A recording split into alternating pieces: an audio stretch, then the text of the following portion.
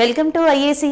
So ఈ వీడియోలో మనం ఇంపార్టెంట్ కరెంట్ అఫైర్స్ నేషనల్ వైడ్గా and international and important books and author and ఇండియాలో రీసెంట్గా జరిగిన కొన్ని ఇంపార్టెంట్ ఇన్సిడెంట్స్ గురించి డిస్కస్ చేద్దాం. సో ఫస్ట్ కరెంట్ అఫైర్ చూద్దాం. సో మనకి ఇక్కడ ఫస్ట్ కరెంట్ అఫైర్ వచ్చి Hambantota port is in news. So రీసెంట్గా మనకి శ్రీలంకకి చెందిన హాంబన్టోటా పోర్ట్ అనేది మనకి న్యూస్లో ఉంది. సో ఈ పోర్ట్ ఏంటి, అసలు ఇది ఎందుకు న్యూస్లో ఉంది అనేది మనం ఒకసారి ఇక్కడ చూద్దాం. సో హాంబన్టోటా పోర్ట్ అనేది మనకి ప్రస్తుతం ఏ కంట్రీలో ఉంది అంటే శ్రీలంక.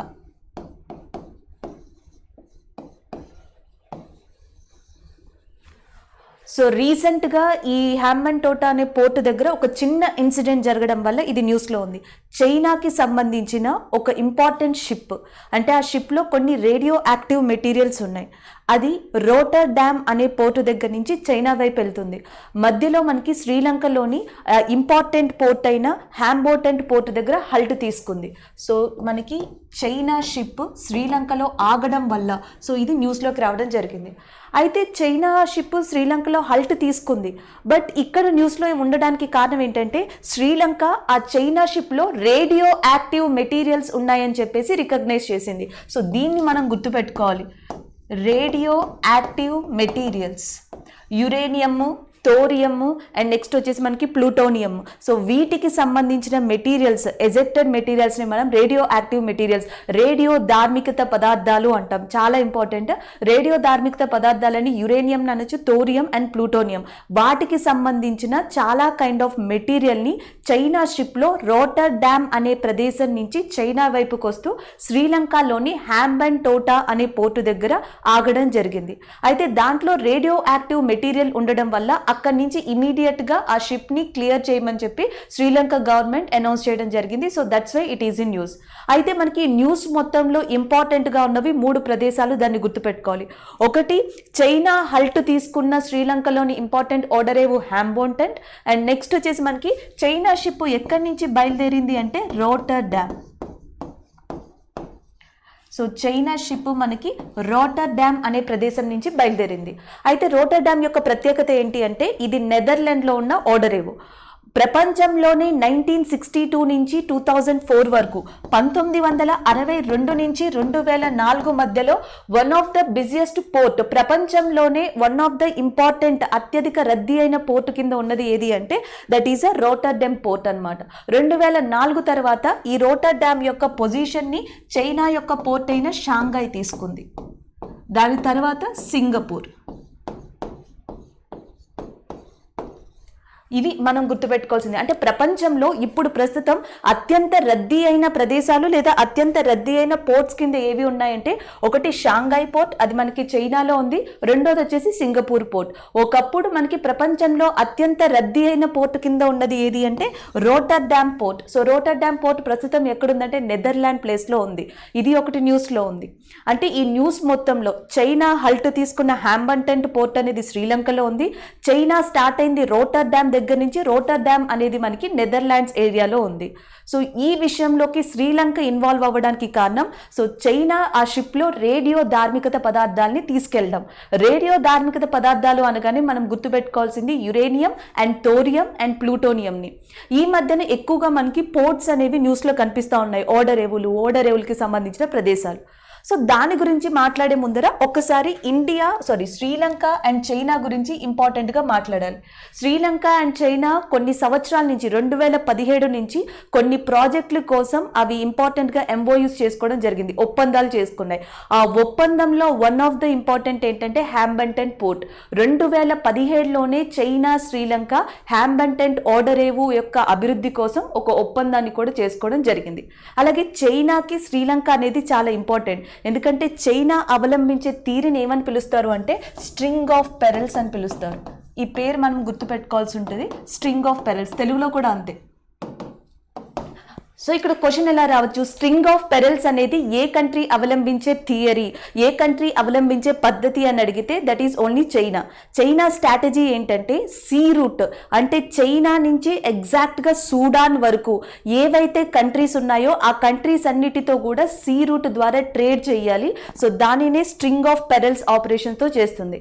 సో అది చైనాకి సంబంధించి. దీంట్లోనే శ్రీలంక ఒక పార్ట్గా ఉంది, అండ్ సోమాలియా, ఆఫ్రికాకి చెందిన Somalia, Maldives, Indonesia, Bangla, Pakistan ఇవన్నీ కూడా స్ట్రింగ్ ఆఫ్ పెరల్స్లో వన్ ఆఫ్ ద పార్ట్గా నిలిచే చైనాకి. అలాగే ఈ స్ట్రింగ్ ఆఫ్ పెరల్స్లోనే వన్ ఆఫ్ ద ఇంపార్టెంట్గా మనం గుర్తుపెట్టుకోవాల్సింది ఏంటంటే ప్రపంచంలోనే అత్యంత పొడవైన జలసంధి కూడా ఈ దాంట్లో ఉంది. సో ప్రపంచంలో అత్యంత పొడవైన జలసంధి ఏది అంటే స్ట్రెయిట్ ఆఫ్ మలాకా జలసంధి అంటాం. సో మలాకా జలసంధి ఏ రెండింటిని కలుపుతుంది అంటే ఒకటి వచ్చేసి మనకి మలేషియా అండ్ రెండోది వచ్చేసి సుమత్రా. సో మలేషియా, సుమత్రా దీవుల్ని కంప్లీట్గా మధ్యలో ఉండే జలసంధిని ఏమని పిలుస్తారు అంటే స్ట్రైట్ ఆఫ్ మలాకా అని చెప్పి పిలుస్తారు. ఈ ప్రదేశాలన్నీ కూడా ఈ న్యూస్తో ఇంటర్లింక్ అయి ఉన్నాయని గుర్తుపెట్టుకోవాలి. అలాగే ప్రపంచంలోనే రెండవ అత్యంత ఇంపార్టెంట్ అయిన న్యాచురల్ హార్బర్ కూడా మనకి శ్రీలంకలోనే ఉంది. సో దాని నేమ్ వచ్చేసి మనకి ట్రిన్కోమలి.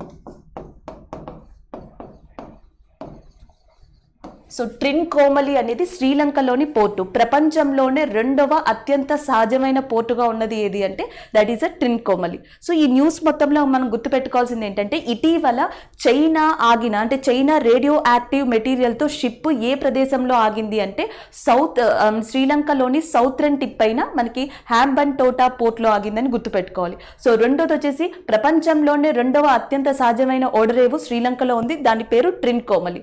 మూడోది స్ట్రింగ్ ఆఫ్ పెరల్స్ అనే జియో పొలిటికల్ థియరీని, స్ట్రింగ్ ఆఫ్ పెరల్స్ అనే పద్ధతిని ఏ కంట్రీ అవలంబిస్తుందంటే చైనా. ఈ స్ట్రింగ్ ఆఫ్ పెరల్స్లోనే వన్ ఆఫ్ ద ఇంపార్టెంట్ పార్ట్గా ఉన్నది స్ట్రెయిట్ ఆఫ్ మలాకా జలసంధి.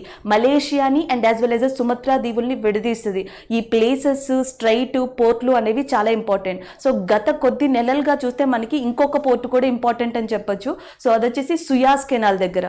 సో ఈజిప్ట్ పోర్టు కూడా మనకి చాలా ఇంపార్టెంట్, ఎందుకంటే ఎవర్ గివెన్ షిప్ అనేది అక్కడ స్ట్రక్ అవ్వడం జరిగింది. అందుకని మనకి సుయాజ్ కెనాల్ అండ్ ఈజిప్ట్ దగ్గర ఉన్న పోర్ట్స్ కూడా చాలా ఇంపార్టెంట్. సో దాంతో పాటు ఇప్పుడు చైనీస్ ల్యాండ్ అయిన శ్రీలంక యొక్క హ్యాంబన్టన్ పోర్ట్ కూడా important. So second current affair చూద్దాం. సెకండ్ కరెంట్ అఫైర్ వచ్చేటప్పటికి మనకి అమ్నిస్టీ international annual death report on the death penalty. So మనకి అమ్నిస్టీ అంతర్జాతీయ సంస్థ సో 2020కి గాను ఒక రిపోర్ట్ని రెడీ చేసింది. ఆ రిపోర్ట్ కూడా ఏంటంటే ప్రపంచంలోని ఆల్మోస్ట్ అన్ని కంట్రీస్లో కూడా ఉరి శిక్షల్ని ఏ విధంగా అమలు చేశారు, ఎవరెవరికి అమలు చేశారు, ఎన్ని కంట్రీస్ ఏం చేశాయి అనే దాని మీద 2020కి సంబంధించిన రిపోర్ట్ ఇచ్చింది. సో దాని గురించి మనం మాట్లాడుకుంటాం. ఇది చాలా చాలా ఇంపార్టెంట్ అని చెప్పాలి, ఎందుకంటే ఈ న్యూస్ని మనం దేంట్లోకి తీసుకోవచ్చు అంటే ఇంటర్నేషనల్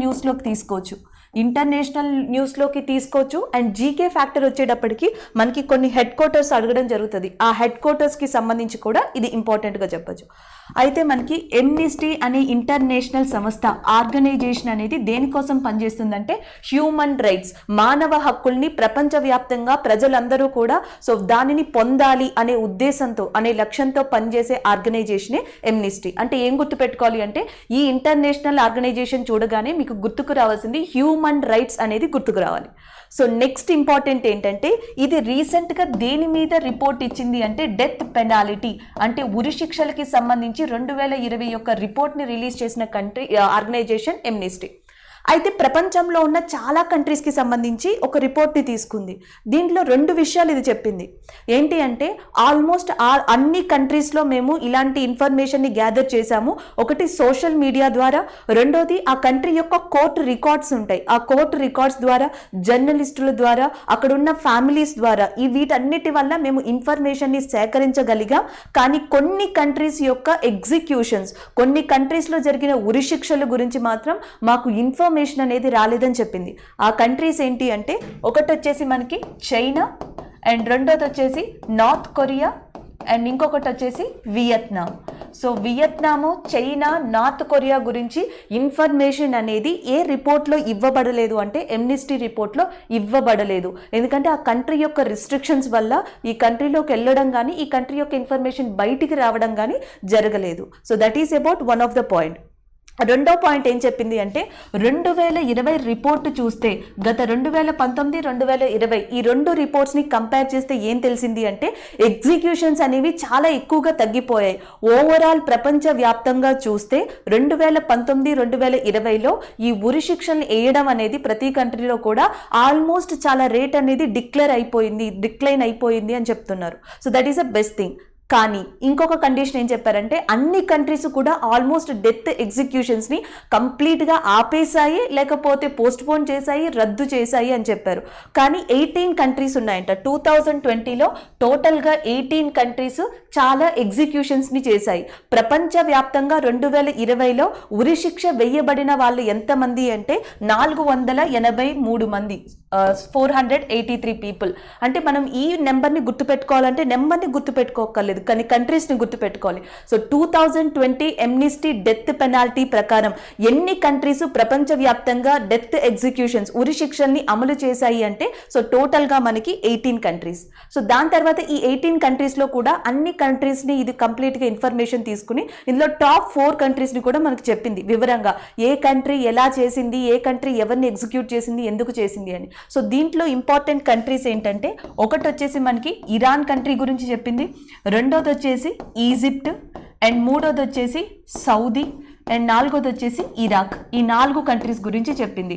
సో మనకి చైనా, నార్త్ కొరియా, వియత్నాం గురించి ఇన్ఫర్మేషన్ లేదు, కానీ 2020లో అన్ని కంట్రీస్ చూసుకుంటే ఓవరాల్గా ఉరిశిక్షల్ని తగ్గించేశాయి, లేకపోతే ఏమంటారు కంప్లీట్గా అబాలిష్ చేశాయి. కానీ 18 కంట్రీస్ మాత్రం కంప్లీట్గా 483 మందిని ఉరి తీశాయి. అయితే వాటిల్లో కూడా ఎక్కువగా ఉరి తీసిన కంట్రీస్ వచ్చేసి ఫస్ట్ కంట్రీ ఇరాన్గా ఉంది, సెకండ్ ఈజిప్ట్ ఉంది, 3 సౌదీ ఉంది, అండ్ 4ది వచ్చేసి ఇరాక్ ఉంది. యాక్చువల్గా చూస్తే ఇవన్నీ కూడా మనకి మిడిల్ ఈస్ట్ కంట్రీస్ అంటాం. అంటే వెస్ట్ ఏషియా కంట్రీస్ని మ్యాప్ పరంగా చూస్తే ఏషియాలో మనకి south Asia, central Asia, west Asia అంటాం. సో మనకి పశ్చిమ ఆసియా దేశాలని కూడా మిడిల్ ఈస్ట్ కంట్రీస్ అంటాం. ఆ మిడిల్ ఈస్ట్ కంట్రీస్లో టాప్ 4 కంట్రీస్ ఈసారి ఎమ్నిస్టీ ఇంటర్నేషనల్ డెత్ పెనాల్టీ ఇచ్చిన రిపోర్ట్లో టాప్ కంట్రీస్గా నిలిచాయి. అండ్ ఇంకొక ఇంపార్టెంట్ థింగ్ ఏంటంటే ఈ 483 మందిలో 16 మంది విమెన్స్ ఉన్నారు. సో టోటల్గా 483 మందిని ఉరి తీస్తే దాంట్లో 16 మంది విమెన్స్కి సంబంధించిన కేటగిరీ ఉందని చెప్పి ఈ రిపోర్ట్ ఇవ్వడం జరిగింది. సో నెక్స్ట్ ఇంకేం ఇంపార్టెంట్గా చెప్పారంటే మనకి ఈ విమెన్స్ని ఉరి తీసే దాంట్లో కూడా ఇరాన్ కంట్రీ అనేది ఆల్మోస్ట్ హై పొజిషన్లో ఉంది. 9 మంది విమెన్స్ని 2020లో ఉరి తీసిన కంట్రీగా టాప్ పొజిషన్లో నిలిచింది ఇరాన్ అన్నమాట. నెక్స్ట్ ఇదంతా ఎందుకు చేశారు అంటే ఒకటి వచ్చేసి ఈ కంట్రీస్ ఏం చెప్పాయంటే డ్రగ్ మాఫియా, సో డ్రగ్ని సరఫరా చేసిన వ్యక్తులు కానీ, ఏదైనా హత్యలు చేసిన వ్యక్తులు కానీ, నెక్స్ట్ వచ్చేసి మనకి టెర్రరిస్ట్ యాక్టివిటీస్ ఎక్కువగా జరిగాయంట. తీవ్రవాద వ్యతిరేక కార్యకలాపాలు కానీ, తీవ్రవాద కార్యకలాపాలు, వీటికి సంబంధించి ఈ మూడింటికి ఎక్కువగా సంబంధించిన వ్యక్తుల్ని ఉరి తీసాము అని చెప్పి ఈ కంట్రీస్ డేటాని సబ్మిట్ చేయడం జరిగింది. అయితే ఇందులో కొన్ని అవకతవకలు ఉన్నాయి. దాంట్లో వన్ ఆఫ్ ద పర్సన్ని మనం తీసుకోవాలి. 2020 డిసెంబర్లో ఒక ప్రముఖ జర్నలిస్ట్, అది కూడా మనకి ఏ కంట్రీకి సంబంధించి అంటే ఇరాన్ కంట్రీకి సంబంధించి ఒక ప్రముఖ జర్నలిస్ట్ని ఇరాన్ ఉరి తీసింది. సో ఆయన పేరు వచ్చేసి మనకి Ruhollah Zam. So Ruhollah Zam is a very important journalist అని చెప్పొచ్చు. ఇరాన్లో కొన్ని ఆర్థిక కార్యకలాపాల కోసం ఒక యాక్టివిస్ట్గా పనిచేసిన వ్యక్తి. సో ఇరాన్ ప్రభుత్వం వ్యతిరేక చర్యలు చేస్తున్నాడని చెప్పి ఈయన ఉరి తీయడం జరిగింది. ఈయనకు ఒక ఫేమస్ టెలిగ్రామ్ ఛానల్ కూడా ఉంది, అహ్మద్ న్యూస్ అని చెప్పి. అహ్మద్ న్యూస్ అనే టెలిగ్రామ్ ద్వారా ఇరాన్ పీపుల్ని అవేర్నెస్ ఇస్తున్నాడని ఈయనని ఇరాన్ ప్రభుత్వం ఉరి తీసింది. సో అమ్నిస్టీ ఏం చెప్తుందంటే డ్రగ్, టెర్రరిస్ట్ ఇవన్నీ పక్కన పెడితే ఇలాంటి వాళ్ళని కూడా చంపేస్తున్నారు, ఎగ్జిక్యూట్ చేస్తున్నారు అనేది అమ్నిస్టీ యొక్క వాదన. So this is about death penalty report. అయితే మనం ఏం గుర్తుపెట్టుకోవాలి, ఈ డెత్ పెనాల్టీ రిపోర్ట్ మొత్తంలో కూడా ఏ కంట్రీస్ ఎక్కువగా హైయెస్ట్ ర్యాంక్లో ఉన్నాయంటే మిడిల్ ఈస్ట్ కంట్రీస్ ఎక్కువగా అత్యధిక ర్యాంక్లో ఉన్నాయి. 2020 ఓవరాల్ రిపోర్ట్లో ఎంత మందిని ఉరి తీశారు అంటే 483 మందిని ఓన్లీ 18 కంట్రీసే ఉరి తీసాయి. దాంట్లో ఎంతమంది ప్రత్యేకంగా విమెన్స్ ఉన్నారు అంటే 16 మంది ప్రత్యేకంగా విమెన్స్ ఉండడం జరిగింది. So this is about death penalty report of 2020 ఉరి శిక్షలకి సంబంధించి. అయితే దీన్ని విడుదల చేసింది అమ్నిస్టీ కాబట్టి సో మనకి అమ్నిస్టీ గురించి కూడా తెలియాలి. సో ఇది మనకి హ్యూమన్ రైట్స్ గురించి, మానవ హక్కుల గురించి పోరాడేది అని చెప్పాను. సో దీన్ని ఎప్పుడు ఎస్టాబ్లిష్ చేశారో కూడా గుర్తుపెట్టుకోవాలి. 1961 1961లో దీన్ని స్థాపించారు. దీన్ని స్థాపించడానికి కూడా రీజన్ ఏంటంటే మనకి అంతర్జాతీయ సంస్థ ఒకటి ఉంది, ఇంటర్నేషనల్ ఆర్గనైజేషన్ వచ్చేసి UN. UN 1948 1948లో ఒక డిక్లరేషన్ చేసింది. అదేంటంటే universal adoption of human rights అని చెప్పేసి. అంటే ప్రపంచవ్యాప్తంగా మానవ హక్కుల్ని కాపాడే బాధ్యత ఎవరికి ఉంది అంటే యుఎన్కి. Universal declaration of human rights. So universal declaration of human rights అనేది ఏ సంవత్సరంలో అడాప్ట్ చేసుకున్నారు అంటే 1948లో.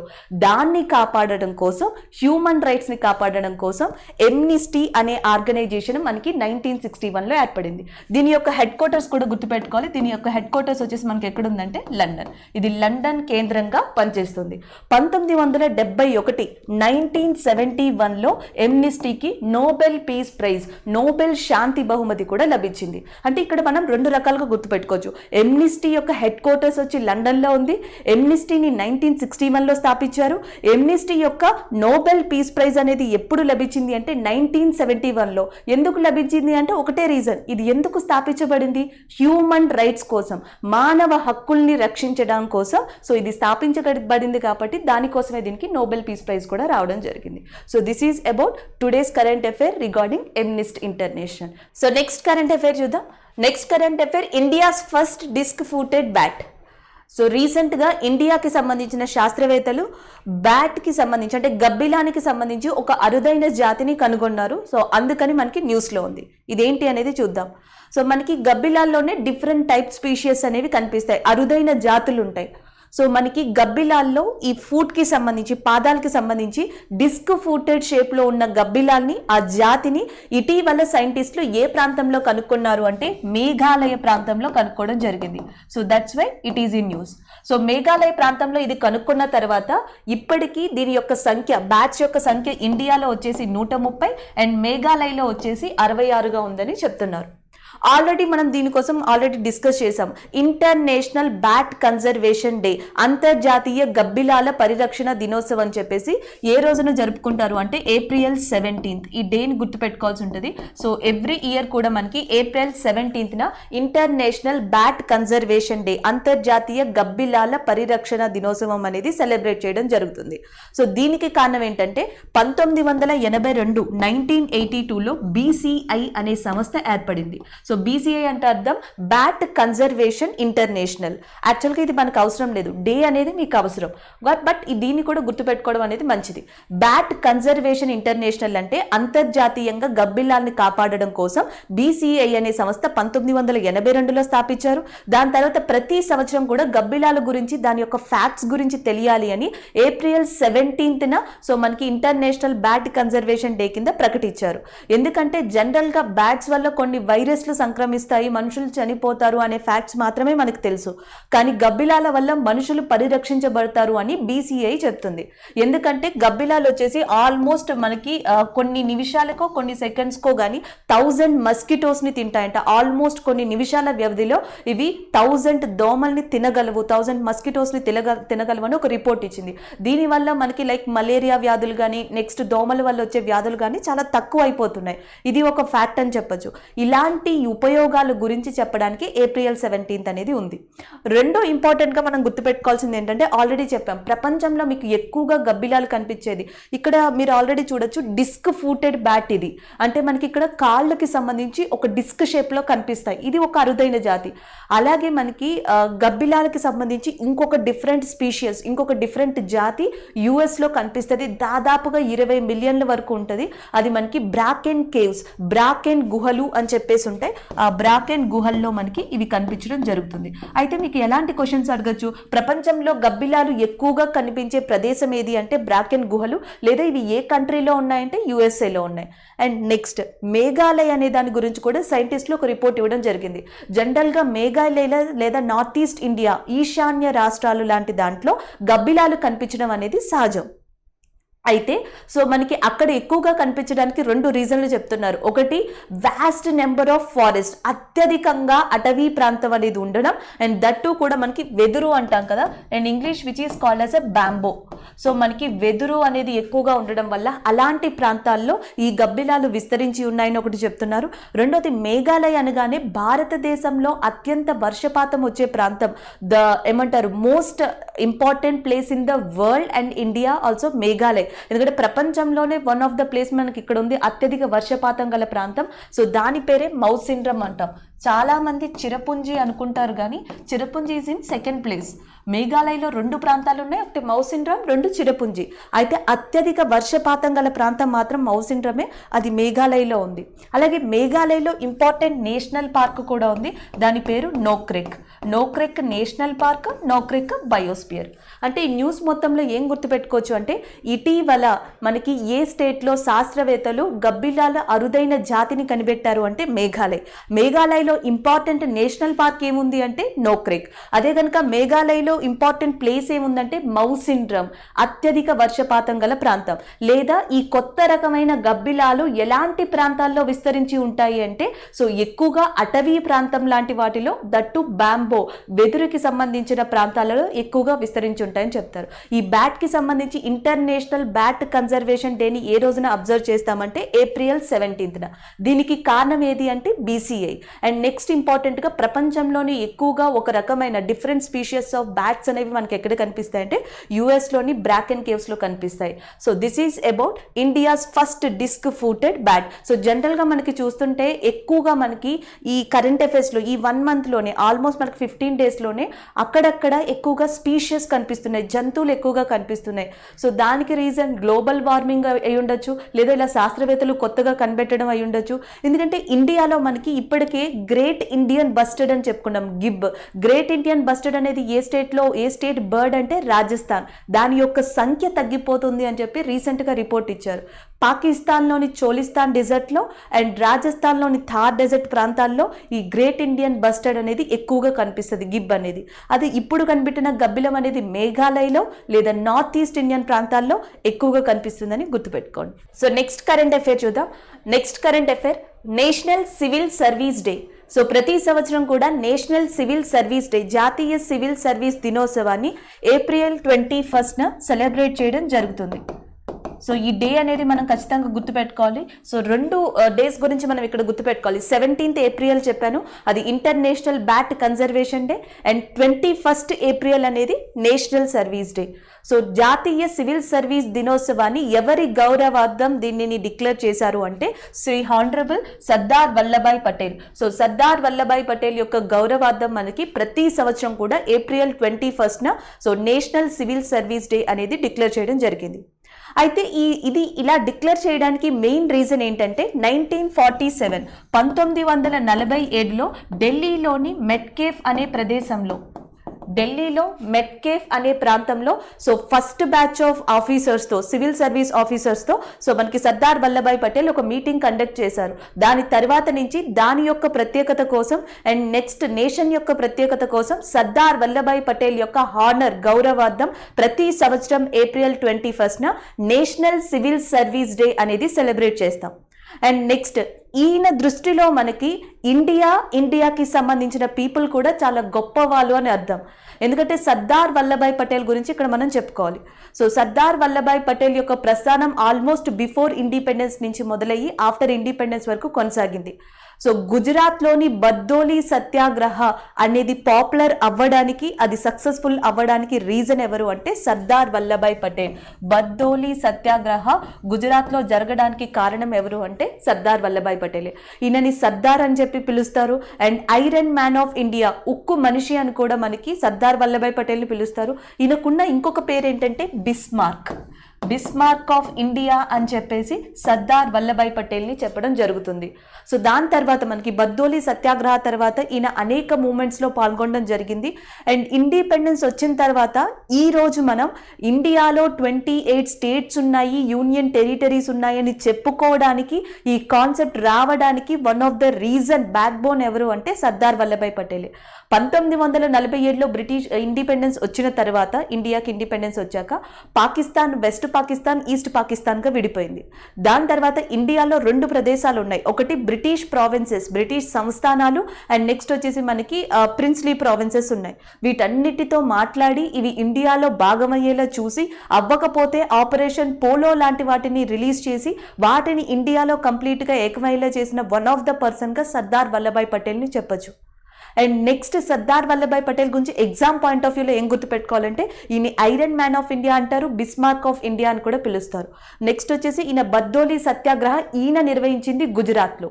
అలాగే సర్దార్ వల్లభాయ్ పటేల్కి సంబంధించి ఏ ఇంపార్టెంట్ మూమెంట్ అయినా సరే, ఏ ఇంపార్టెంట్ ప్రదేశం అయినా గుజరాత్లోనే ఉంటుంది.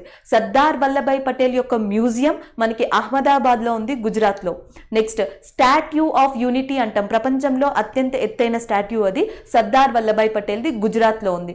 నెక్స్ట్ సర్దార్ సరోవర్ డ్యామ్ అంటాం, నర్మదా రివర్ మీద కట్టారు. సో అది కూడా మనకి ఎక్కడ ఉంది అంటే గుజరాత్లో ఉంది. అంటే మీకు సర్దార్ అని కనిపిస్తే ఒకవేళ సో 90% ఆ ప్రదేశాలు ఆ ప్రాంతాలు ఎక్కడికి చెందినవి అయి ఉంటాయంటే దట్ ఈస్ గుజరాత్ ప్రాంతానికి చెందినవి. నెక్స్ట్ ఇంకొక ఇంపార్టెంట్ ఏంటంటే ఈయన భారతదేశంలోని సివిల్ సర్వీసెస్ గురించి ఒక మాట అన్నారు. సో భారతదేశంలో సివిల్ సర్వీస్ పర్సన్స్ కానీ సివిల్ సర్వీస్ వ్యక్తులు కానీ ఇండియాకి ఎలాంటి వాళ్ళు అంటే స్టీల్ ఫ్రేమ్ లాంటి వాళ్ళు అని చెప్పారు. So steel frame of India అని చెప్పేసి పిలిచిన పర్సన్ ఎవరు అంటే సర్దార్ వల్లభాయ్ పటేల్. సో ఇది సర్దార్ వల్లభాయ్ పటేల్ గురించి. ఆల్రెడీ మనకి ఇప్పుడు సివిల్ సర్వీస్ విషయానికి వస్తే, సో ఈ సివిల్ సర్వీస్ అనేది మొట్టమొదటిగా ఇండియాలో ఐసిఎస్గా ప్రవేశించబడింది. ఇండియన్ సివిల్ సర్వీస్గా ఇండియాలో బ్రిటిషర్స్ ఇంట్రడ్యూస్ చేశారు. సో భారతదేశంలో మొట్టమొదటి ఐసిఎస్ ఆఫీసర్ ఎవరు అంటే మనకి Satyendranath Tagore, the first ICS officer of India అంటాం. సో ఆయన గుర్తుపెట్టుకోవచ్చు సత్యేంద్రనాథ్ ఠాగూర్ని. సో నెక్స్ట్ వచ్చేసి భారతదేశంలో మనకి ఇండిపెండెన్స్ వచ్చిన తర్వాత ఇండియన్ సివిల్ సర్వీస్ని ఇండియన్ ఐఏఎస్ అడ్మినిస్ట్రేషన్ సర్వీస్ గా మార్చడం జరిగింది. అలాగే ఫస్ట్ విమెన్ ఐఏఎస్ ఆఫీసర్ ఎవరంటే అన్నా George Malhotra, first women IAS officer. So దాని తర్వాత మనం గుర్తుపెట్టుకోవాల్సింది ఇప్పుడు ప్రస్తుతం ఇలా నేషనల్ సివిల్ సర్వీస్ వాళ్ళకి అండ్ నెక్స్ట్ రియల్ టైంలో ఎక్స్పీరియన్సెస్ని డీల్ చేయడం కోసం, ఇండియాని డెవలప్ చేయడం కోసం భారత ప్రభుత్వం స్టార్ట్ చేసిన ప్రోగ్రామ్ పేరేంటి అంటే మిషన్ కర్మయోగి. సో మిషన్ కర్మయోగి అనేది ఎవరి కోసం అంటే ముఖ్యంగా ఇండియన్ గవర్నమెంట్ సర్వెంట్స్ కోసం and as well as national civil service people కోసం. సో వీళ్ళు ఎలా ట్రైన్ అవ్వాలి, ఎలా డీల్ చేయాలి అనేది మిషన్ కర్మయోగి ద్వారా చెప్పబడుతుంది. నేషనల్ సివిల్ సర్వీస్ డే అనేది 21 ఏప్రిల్న సెలబ్రేట్ చేస్తారు. స్టీల్ ఫ్రేమ్ ఆఫ్ ఇండియా అని సివిల్ సర్వెంట్స్ని పిలిచిన పర్సన్ ఎవరు అంటే మనకి సర్దార్ వల్లభాయ్ పటేల్. ఈయననే ఐరన్ మ్యాన్ ఆఫ్ ఇండియా అంటాం, బిస్మార్క్ ఆఫ్ ఇండియా అని కూడా పిలుస్తాం. ద ఫస్ట్ హోమ్ మినిస్టర్, భారతదేశానికి స్వతంత్రం వచ్చిన తర్వాత మొట్టమొదటి హోం శాఖ మంత్రి కూడా మనకి ఎవరు అంటే Sardar Vallabhbhai Patel. So this is about national civil service day.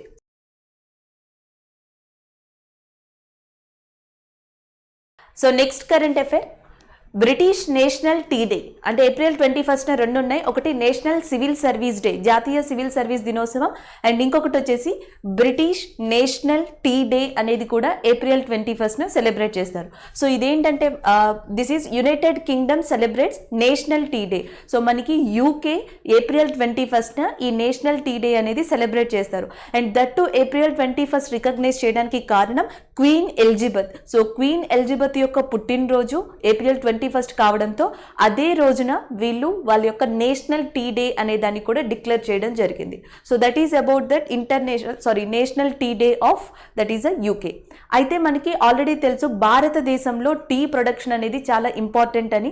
And that భారతదేశంలో టీ ప్రొడక్షన్ అనేది ఎక్కువగా ఎక్కడ కనిపిస్తుంది అంటే అస్సాం. సో అస్సాంలోని సుర్మా వ్యాలీ అంటాం. సో ఈ సుర్మా వ్యాలీ అనే ప్రాంతంలో మనకి ఎక్కువగా టీ అనేది కల్టివేట్ అవుతుంది. సో జనరల్గా ప్రపంచంలో చూసుకుంటే ప్రపంచ టీ ప్రొడక్షన్లో, టీ ఉత్పత్తిలో చైనా మొట్టమొదటి స్థానంలో ఉంది. China largest producer. So China తర్వాత ఇండియా అనేది సెకండ్ లార్జెస్ట్ ప్రొడ్యూసర్గా ఉంది. So first China and second వచ్చేసి ఇండియా టీ ప్రొడక్షన్లో. అదే ఇండియాకు వస్తే ఫస్ట్ ప్లేస్లో ఉన్నది అస్సాం, అస్సాంలోని సుర్మా వ్యాలీ అనే ప్రాంతం. అయితే జనరల్గా ఇప్పుడున్న జనరేషన్లో మనకి different kind of tea variants అనేవి ఉన్నాయి. అంటే మనకి టీలోని ఈ ఉత్పత్తి చేసే దాంట్లో డిఫరెంట్ రకాలు ఉంటాయి. కొంతమంది ఆర్గానిక్ టీ అంటాం, గ్రీన్ టీ అని మాట్లాడతారు. అయితే ఇప్పుడిప్పుడే ఇండియాలో పాపులర్ అవుతున్న ఇంకొక టీ పేరు వచ్చేసి మనకి వైల్డ్ టీ. ఇది రీసెంట్గా న్యూస్లో ఉండడం జరిగింది. వైల్డ్ టీ అనేది మనకి ఇప్పుడే పాపులర్ అవుతున్న వన్ ఆఫ్ ద టీ వేరియంట్గా చెప్తాం. ఇది ఏ రాష్ట్రంలో దొరుకుతుంది అంటే మణిపూర్. ఇది ఆర్గానిక్ టీ కన్నా ఎక్కువగా ప్యూర్ అని చెప్పేసి దీన్ని ఇప్పుడిప్పుడే మార్కెట్లోకి ఇంట్రడ్యూస్ చేస్తున్నారు ఎక్కువగా వైడ్ స్ప్రెడ్లో. సో దాని పేరు వచ్చేసి వైల్డ్ టీ. ఇది మణిపూర్ యొక్క అటవీ ప్రాంతాల్లో అండ్ మౌంటైన్ ప్రాంతాల్లో పెరుగుతుంది. So this is about that tea production and the important places in India. అంటే మొత్తంలో మనం ఏం గుర్తుపెట్టుకోవచ్చు అంటే యూకే క్వీన్ ఎలిజబెత్ బర్త్డే రోజే మనకి వాళ్ళ కంట్రీ యొక్క నేషనల్ టీ డే అనే దాన్ని ఏమంటారు రికగ్నైజ్ చేయడం జరిగింది. రెండోది వచ్చేసి టీ ప్రొడక్షన్ పరంగా చూసుకుంటే భారతదేశం చైనా తర్వాత సెకండ్ ప్లేస్లో ఉంది. అదే ఇండియాలో ఎక్కువగా అస్సాం లేకపోతే నార్త్ ఈస్ట్ ఇండియా ప్లేసెస్లో ఎక్కువగా టీ ప్రొడక్షన్ జరుగుతుంది. అయితే ఇండియాలో చాలా టీ వేరియంట్స్ ఉన్నాయి. ఇప్పుడు ఎక్కువగా ప్రొడ్యూస్ అవుతుంది లేదా మార్కెట్లోకి ఇప్పుడిప్పుడే పాపులర్ అవుతున్న టీ వేరియంట్ పేరు వైల్డ్ టీ అంటాం. అది వచ్చేసి మనకి మణిపూర్ అనే ప్రాంతంలో ఉంది. So next current affair, Patriot air defence system. So రీసెంట్గా గ్రీస్ అండ్ సౌదీ అరేబియా ఈ రెండు కూడా ఒక ఒప్పందాన్ని కుదుర్చుకున్నాయి regarding to that air defence system. So that's why it is in news. So మనకి ఏ కంట్రీస్ అంటే ఒకటి వచ్చేసి గ్రీస్ అండ్ రెండోది వచ్చేసి సౌదీ అరేబియా. సో ఈ రెండు కూడా ఎయిర్ డిఫెన్స్కి సంబంధించి ఒక ఒప్పందాన్ని కుదుర్చుకోవడం జరిగింది. అంటే ఈ రెండు కంట్రీస్ ఎయిర్ మిసైల్స్ టెక్నాలజీ కానీ లేకపోతే నెక్స్ట్ వచ్చేసి దాంట్లో ఉన్న అధునాతన వెపన్స్ని దానికి సంబంధించిన టెక్నాలజీని ఇంటర్చేంజ్ చేసుకోవడం కోసం ఈ ఒప్పందాన్ని ఇటీవల కుదుర్చుకోవడం జరిగింది. ఆల్మోస్ట్ మనకి సౌదీ అరేబియా 2020లో ఈ ఎయిర్ డిఫెన్స్ సిస్టమ్ గురించి న్యూస్లో ఉంది. ఎందుకంటే సౌదీ అరేబియాని అండ్ యమన్కి మధ్య 2020 మార్చ్లో కొన్ని డిస్టర్బెన్స్ రావడం జరిగింది. యమన్ కంట్రీకి చెందిన కొన్ని సర్ఫేస్ టు ఎయిర్ మిజైల్స్ అనేవి సౌదీ అరేబియాని దాడి చేశాయని చెప్పేసి అప్పట్లో కొన్ని వాగ్వివాదాలు అనేవి స్టార్ట్ అయ్యాయి.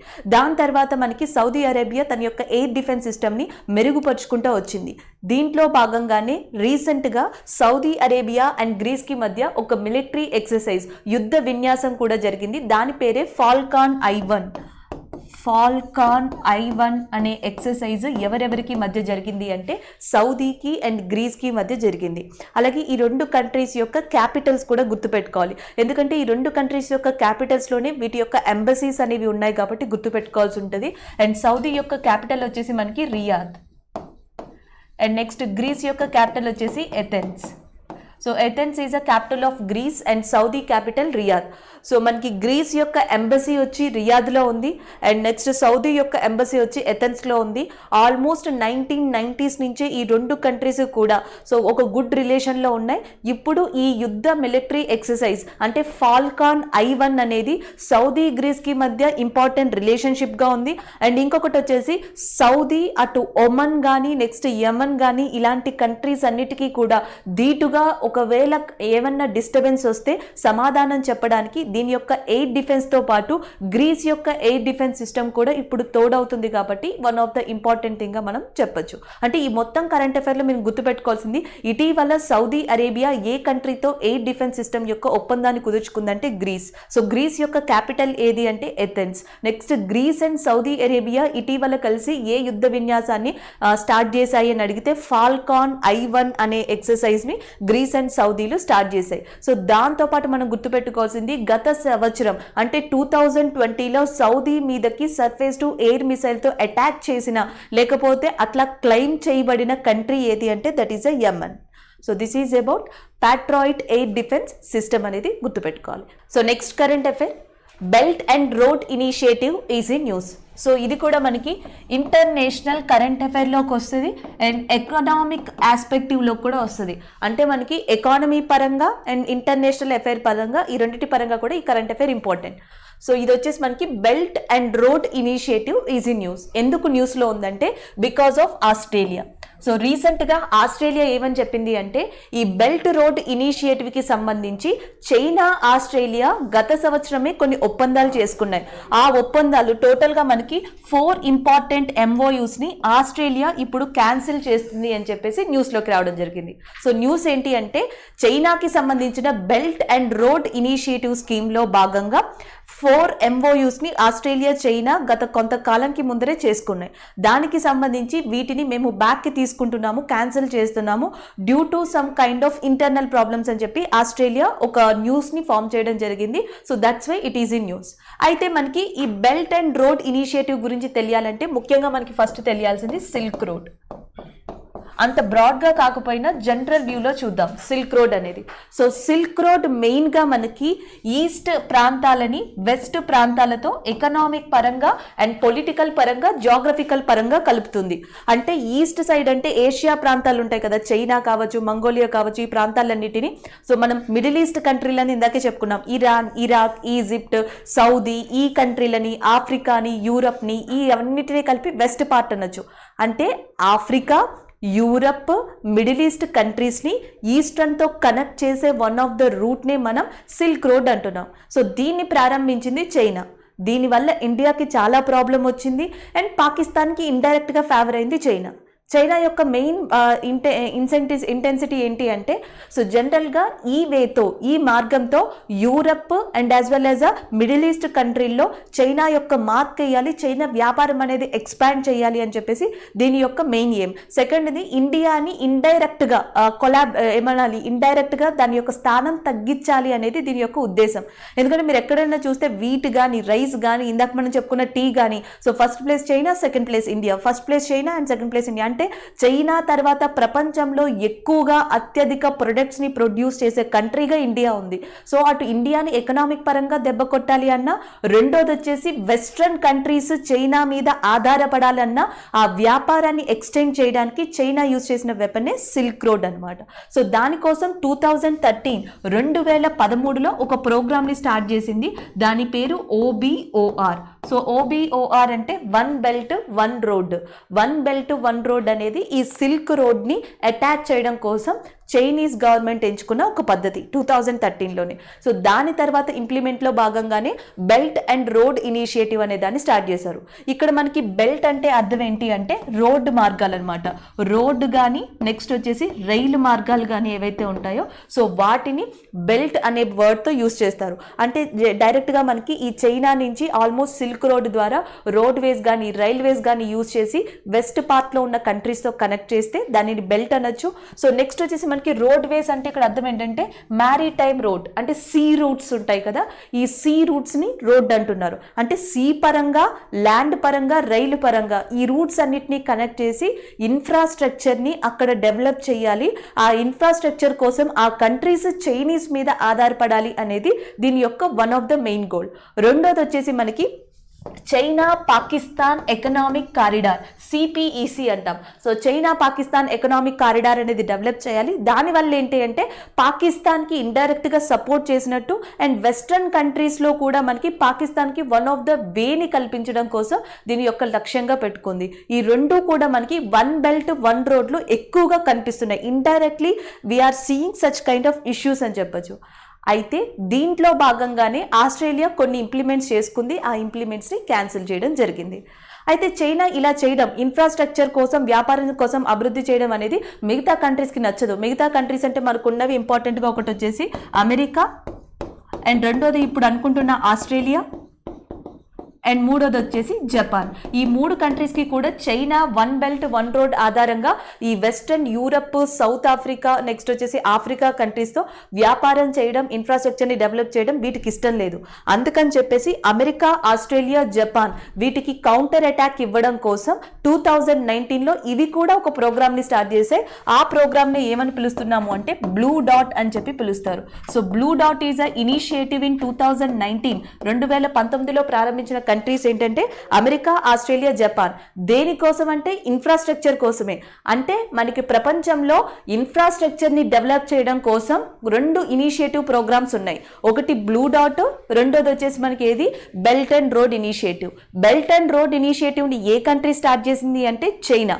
అండ్ నెక్స్ట్ బ్లూ డాట్ అనే దాన్ని ఎన్ని కంట్రీస్ స్టార్ట్ చేశాయంటే 3, అమెరికా అండ్ ఆస్ట్రేలియా, జపాన్ అనేవి స్టార్ట్ చేశాయి.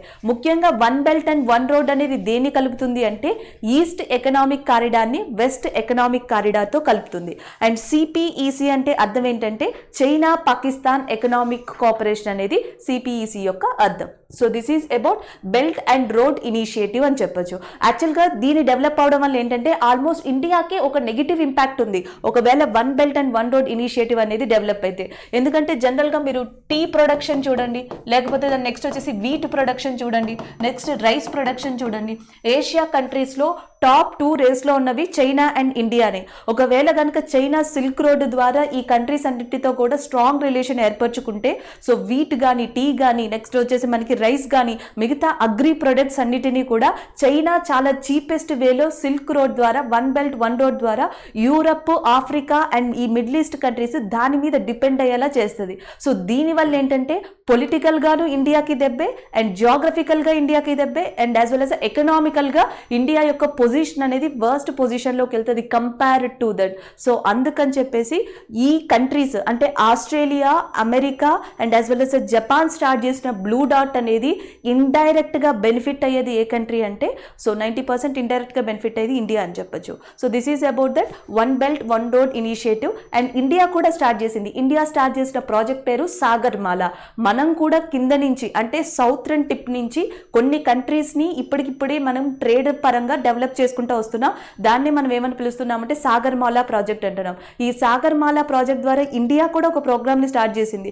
దాని పేరు రీజనల్ కోఆపరేషన్, ఎకనామిక్ కోఆపరేషన్ అని చెప్పేసి స్టార్ట్ చేయడం జరిగింది. సో ఈ రీజనల్ ఎకనామిక్ కోఆపరేషన్ ద్వారా మన దగ్గర ఉన్న రిస్ట్రిక్షన్స్ని, ట్యాక్సెస్ని, వీటినన్నిటినీ కూడా చాలా ఈజీ వే చేస్తారు. అలా చేయడం వల్ల మిగతా కంట్రీస్ కూడా మన ఇండియాలో ట్రేడ్ చేయడానికి ఇంట్రెస్ట్ చూపిస్తాయి. సో అందుకే ఇండియా వ్యాపార పరంగా స్టార్ట్ చేసింది రీజనల్ కోఆపరేషన్, ఎకనామిక్ కోఆపరేషన్ అనే పథకాన్ని స్టార్ట్ చేయడం జరిగింది. So next one, United Nations economic and social council is in news. So రీసెంట్గా మనకి యుఎన్ యొక్క 6 ప్రిన్సిపల్ ఆర్గాన్స్లో one of the important organ అయిన United Nations economic and social council అనేది న్యూస్లో ఉంది. ఇది ఎందుకు అని మనం చూద్దాం. సో మనకి United nation economic social council, so దానికి సంబంధించి 3 ఇంపార్టెంట్ ఆర్గాన్స్ ఉన్నాయి దాని కింద వర్క్ చేసేవి. ఆ 3 ఇంపార్టెంట్ ఆర్గాన్స్కి 3 సంవత్సరాల టైం పీరియడ్ టెన్యూర్తో India one of the member కింద రీసెంట్గా ఎన్నిక కావడం జరిగింది. So that's why it is in news. ఆ 3 బాడీస్ ఏంటో చూద్దాం. ఒకటి వచ్చేసి మనకి the commission on crime prevention and criminal justice, CCPCJ అంటాం. అంటే the commission on crime prevention and criminal justice. So మనకి ఏవైతే క్రైమ్స్ జరుగుతాయో, సో ఆ క్రైమ్స్ జరిగిన దానికి జస్టిస్ ఇవ్వడం, నెక్స్ట్ అలాంటివి జరగకుండా ఆపడం కోసం ఉన్నదే CCPCJ అంటాం. సో దీనికి 3 years పదవికి గాను 3 సంవత్సరాల టెన్యూర్కి గాను ఇండియా మెంబర్గా ఎన్నికవడం జరిగింది. సో దీని యొక్క హెడ్ క్వార్టర్స్ వచ్చేసి మనకి ఎక్కడ ఉందంటే వియన్నా.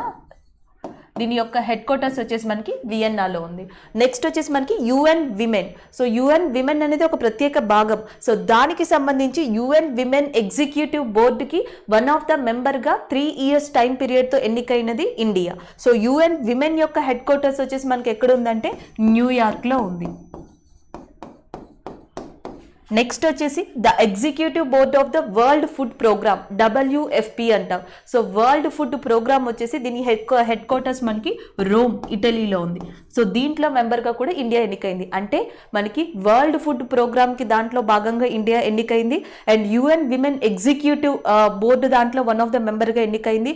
దాని తర్వాత వచ్చేసి మనకి క్రిమినల్ జస్టిస్, క్రిమినల్ ప్రివెన్షన్ దానికి సంబంధించిన మెంబర్గా ఇండియా ఎన్నిక కావడం జరిగింది.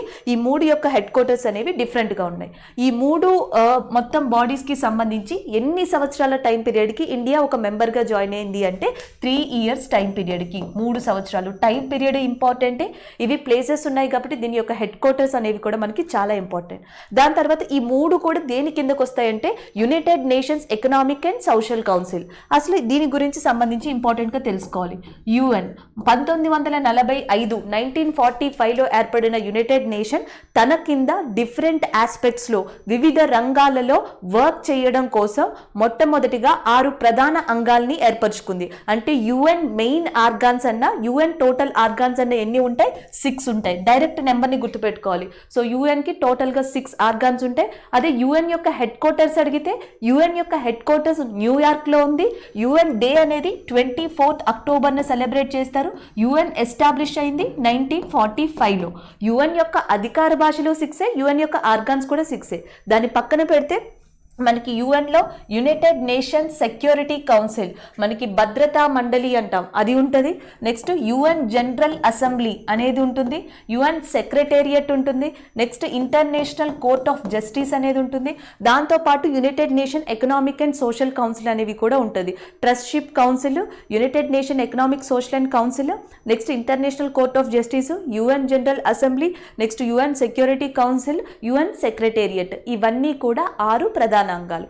మరి న్యూస్ దేనికి సంబంధించి అంటే one of the main organ అయిన ఎకనామిక్ అండ్ సోషల్ కౌన్సిల్ కి సంబంధించి. దీని యొక్క హెడ్ క్వార్టర్స్ అనేది ఎక్కడుందంటే New York. United nation economic and social council యొక్క హెడ్ క్వార్టర్స్ వచ్చేసి మనకి న్యూయార్క్లో ఉంది.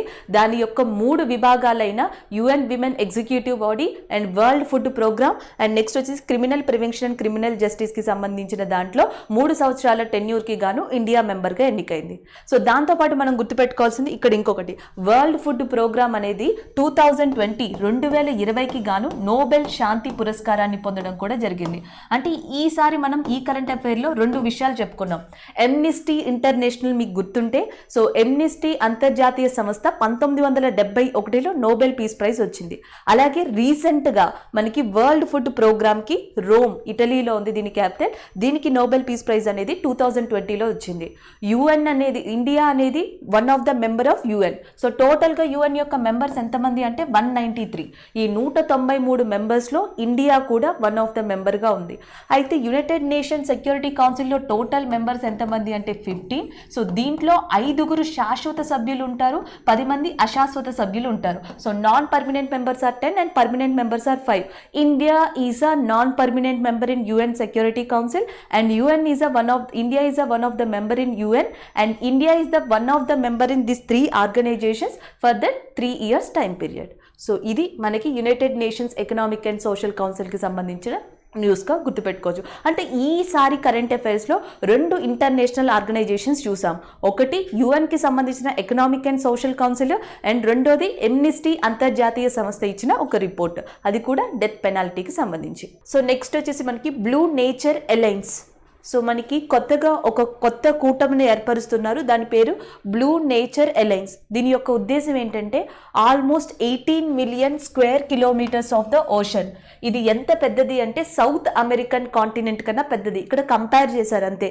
సో ఈ బ్లూ నేచర్ అలయన్స్ ఏంటంటే కొన్ని ఆర్గనైజేషన్స్, ఎన్జిఓస్ అంటాం కదా, NGOs and as well as కొన్ని కంట్రీస్ కలిసి మనకి సముద్రం లేదా మహాసముద్రాలు, సీస్ అండ్ ఓషన్స్ యొక్క పొల్యూషన్ని దూరం చేయాలి, వాటిని డెవలప్ చేయాలి అని కొన్ని ఏరియాస్ని సెలెక్ట్ చేసుకున్నారు. ఆ కొన్ని ఏరియాస్ ఏంటంటే ఒకటి వచ్చేసి మనకి అంటార్కిటిక్ ఏరియా అండ్ ఇంకొకటి వచ్చేసి సీషెల్స్ అండ్ ఇంకొకటి వచ్చి వెస్ట్రన్ ఇండియన్ ఓషన్ అండ్ ఇంకొకటి వచ్చి Canada, Fiji. So Canada, Fiji, Seychelles, Antarctic, western Indian ocean and ఇవన్నీ కూడా and as well as Arctic ప్రాంతం, కొన్ని ప్రాంతాలైన Arctic area, south Atlantic ocean. అంటే ఈ ప్రాంతాల దగ్గర ఏవైతే సముద్రాలు అండ్ మహాసముద్రాలు ఉన్నాయో ఈ ఏరియాస్ని తీసుకొని అండ్ కొన్ని మిలియన్ అమౌంట్స్ని ఇన్వెస్ట్ చేసి ఇక్కడ పొల్యూషన్ లేకుండా కొన్ని ప్రోగ్రామ్స్ని ఎస్టాబ్లిష్ చేసి ఈ ఏరియాస్ని కాపాడడం. సో టోటల్గా మనకి ఏరియాస్ ఎన్నంతే 18 మిలియన్ స్క్వేర్ కిలోమీటర్స్ దాకా ఉంటాయి. ఇది సౌత్ అమెరికన్ కాంటినెంట్ కన్నా చాలా పెద్దది అని చెప్పి అంటున్నాయి. ఈ ప్రోగ్రామ్ ఇప్పటిది కాదు, ఎప్పుడో 2000 టైంలోనే ఈ సముద్రాల యొక్క పొల్యూషన్ని ఆపాలి అని చాలా కంట్రీస్ ట్రై చేస్తున్నాయి. దాంట్లో భాగంగానే ఇంటర్నేషనల్ మెరైన్ కన్జర్వేషన్ అనేది 2012లో మెరైన్ అట్లాస్ అనే దాన్ని లాంచ్ చేసింది. దీన్ని గుర్తుపెట్టుకోవాలి, మెరైన్ అట్లాస్ అనేది ఎప్పుడు లాంచ్ అయింది అంటే 2012లో. అంటే ఏ సముద్రాలు పొల్యూషన్లో ఉన్నాయి, ఏ సముద్రాలు పొల్యూషన్లో లేవు, ఎంత పర్సంటేజ్ ఉన్నాయి, ఎక్కడెక్కడ ఉన్నాయి, ఇవన్నీ కూడా మెరైన్ అట్లాస్లో కనిపిస్తాయి.